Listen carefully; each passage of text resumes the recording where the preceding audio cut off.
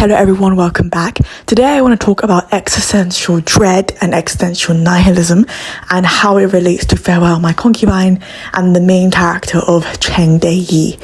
And I say this because we watch as a viewer Cheng Dei-yi's story from the beginning right to the end.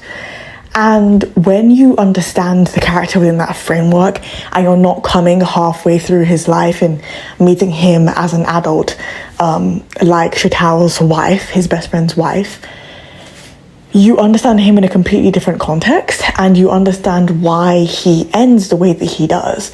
Because from the beginning of his life to the very end, all he knew was pain. And his response to that pain was passivity. Because he embodies the yin in completion, he embodies the feminine in completion, and he never attacked. And even when he felt like he could not take it any longer, he always would draw the sword to himself.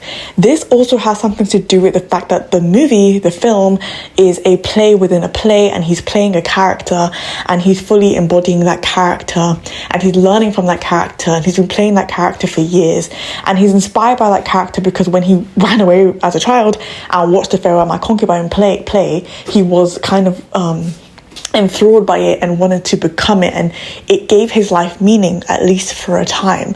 But it wasn't external completely. Like, he would take off the costume, but it was still inside of him. It was very much a part of him. It wasn't something external that was giving him meaning, but rather himself.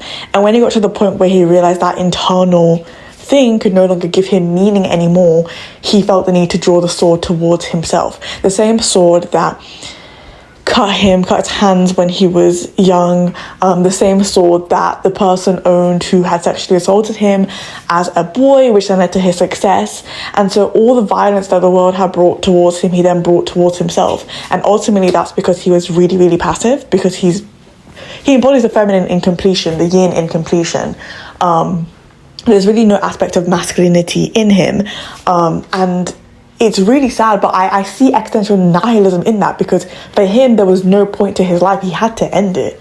The meaning that he thought that gave to his life basically was taken away from him, and so he could only die in the end. And I also want to say that his femininity and his yin to his best friend's yang is like very obvious. When you compare the two, his best friend is very violent. He even slaps his wife at a certain point in time. He's always ready to be aggressive, like since he was a kid, and that's why he plays the role of a king. But he doesn't completely embody the role because he's still like living his life outside of the play. It's very much just work to him, very mechanical, very masculine, just kind of going through the motions. And although he was very attracted to that, it didn't work out in the end because his best friend saw it as a play. And he saw it as life, and the two were at odds with each other, and ultimately it led to his demise.